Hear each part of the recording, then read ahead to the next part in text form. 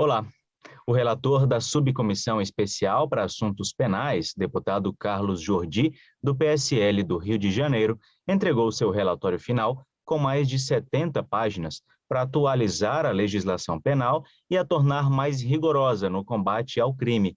Para entender melhor esse estudo e as sugestões que ele aponta, vamos conversar com o deputado no Palavra Aberta de hoje. Eu sou Felipe Rodrigues. Deputado, muito bem-vindo ao programa. Obrigado, Felipe. Sempre um prazer poder estar falando com vocês aqui, sobretudo nesse momento para falarmos de um relatório tão importante para renovar, inovar, modernizar a nossa legislação penal. E saudar a todos que nos acompanham em casa.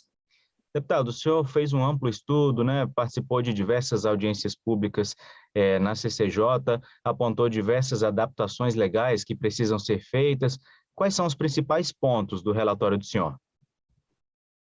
Como bem destacado, esse foi um trabalho hercúleo que nós fizemos na Subcomissão Especial para Assuntos Penais, que é uma subcomissão da Comissão de Constituição e Justiça.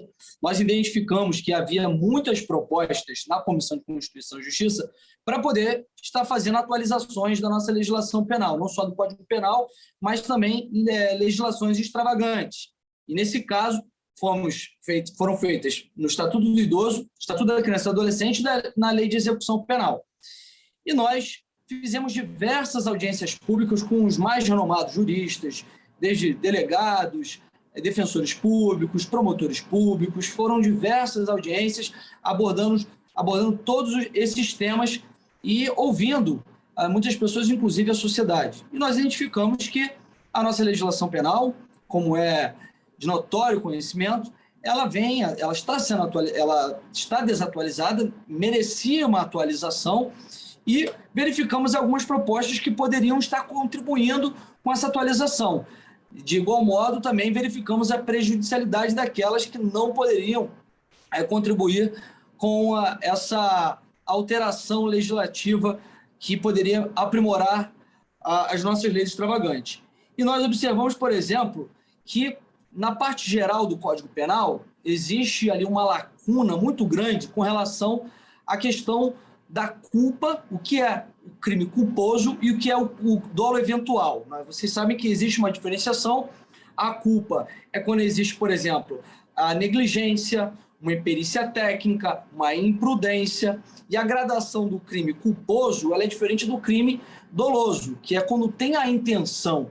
E existe um instituto que se chama dolo eventual, que é quando, falando de grosso modo, quando o agente criminoso ele assume o risco de uma conduta e acaba cometendo aquele crime. Isso seria uma intenção, mas existe ali um liame muito subjetivo entre a culpa e o dolo. Então, nós inserimos, primeiro, uma conceituação do que é o dolo eventual e também criamos criamos no nosso ordenamento jurídico o Instituto da Culpa Temerária, que é algo que já existe em outros países, na Itália, que é quando existe um tipo de culpa substancialmente elevada e que faz uma diferenciação para que possamos estar diferenciando o que é o dolo eventual e efetivamente do que é a culpa. E ela tem uma gradação maior para a punição. Fizemos, por exemplo, também diversas alterações no ECA para criar um nome jurídico, um capítulo jurídico para tratar dos crimes de pedofilia. Existem ali vários dispositivos, vários preceitos primários que tratam de condutas que são afetas à questão da pedofilia.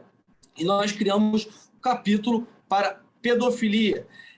Aumentamos também o período de internação do menor infrator no período de internação provisória. Também criamos uma situação em que pode haver até mesmo a internação por período de 10 anos para aquele menor que comete o ato análogo infracional, que é análogo a crime, que ele pode ficar até 10 anos quando é análogo a crime hediondo. Hoje, a nossa legislação estabelece que somente nos casos em que há violência ou grave ameaça que pode haver uma internação de 3 anos. Estendemos para 10 anos no caso de crimes hediondos. Nós aumentamos as penas também de delitos que são relacionados à corrupção, corrupção ativa, corrupção passiva, o peculato. Fizemos também alterações ainda na parte dos crimes contra a administração pública, criando também a figura do peculato de uso, que hoje não é punido pela nossa legislação, fazendo com que aquele cidadão que ele se apropria, ainda que temporariamente, de um bem público, que ele possa estar respondendo por isso, porque hoje ele acaba sendo um fato atípico. O camarada, por exemplo, ele é um servidor público, um agente político, e pega uma retroescavadeira, por exemplo, um trator, para utilizar no seu sítio, para usar para fins pessoais. Isso também agora vem a ser punido, sendo um dispositivo que está inserido no delito de peculato. Deputado, o senhor dividiu ali, né? O nosso tempo é bem curtinho, a gente vai precisar dar uma pincelada rápida, mas o senhor dividiu ali em crimes contra a vida, né? Fez um levantamento de crimes contra a vida, e é natural que se pense em alteração de Código Penal e na Lei de Execução Penal. E aí essas modificações do Estatuto da Criança e do Adolescente e do Estatuto do Idoso acabam complementando também essa parte dos crimes contra a vida que o senhor apontou no seu relatório.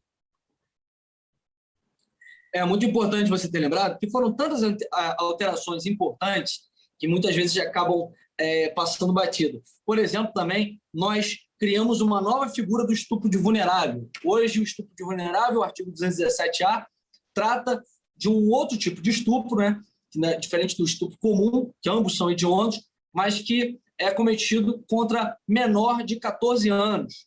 E hoje nós temos também uma lacuna ali, um limbo, em que menores, por exemplo, de 18 anos, entre 18 e 14, e que às vezes são seduzidos por parentes, ou existe um tipo de coação por uma hierarquia ou por questões familiares, eles acabam entrando no estupro comum, que é menos grave. O estupro de vulnerável é mais grave. E esse agora também passa a ser um novo dispositivo que trata também de uma nova figura do estupro de vulnerável. Nós também agravamos as questões de progressão de regime, que nós sabemos que antes do pacote anticrime, o crime comum, por exemplo, ele tinha necessidade de cumprimento de pena de 1/6 para progressão de regime. Para criminosos hediondos, cumprimento de 2/5 e para reincidentes 3/5. E houve alterações significativas com o pacote anticrime, mas estava muito aquém ainda do que nós pensávamos, do que poderia ser o ideal para que pudéssemos estar efetivamente dando uma resposta à sociedade de que o crime não compensa, de que o criminoso ele tem que cumprir a sua pena de forma exemplar e não pensar que, cumprindo pouca parcela de sua pena, ele pode ser colocado em soltura. Então, colocamos diversas outras gradações de acordo com a gravidade do crime, se é cometido contra a criança, se há resultado morte, e assim chegando até 80%, para que possamos conceder a liberdade, a progressão de regime. Uma outra alteração também muito importante foi a inserção do artigo 22A no Código Penal, que cria o Instituto da não obrigatoriedade de cumprimento de pena, de cumprimento de decisão judicial manifestamente inconstitucional. Não cumprimento de decisão judicial manifestamente inconstitucional, ou seja, uma decisão judicial que não esteja de acordo com a Constituição, não seja prevista na Constituição ou conflita com a nossa Carta Magna, não deve ser cumprida, e aí é uma excludente de culpabilidade. Deputado, o tema é super complexo, super interessante, nosso tempo é curtinho, quero agradecer a presença do senhor, já deixar um convite para um próximo programa para a gente esmiuçar ainda mais.